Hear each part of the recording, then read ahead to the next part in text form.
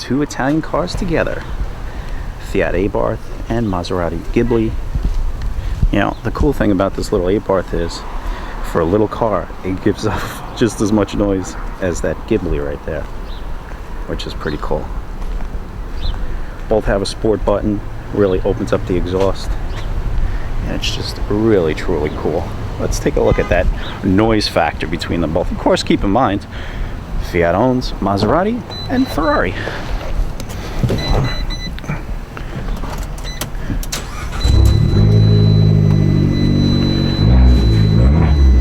There's one. Sounds really good. Let's turn on the other one. Here's the key for that one.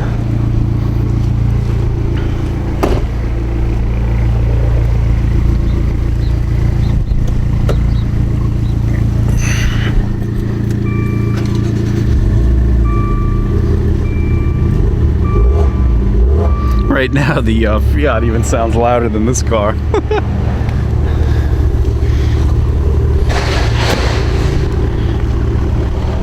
You know what? Let me move around the mic so you get the full effect.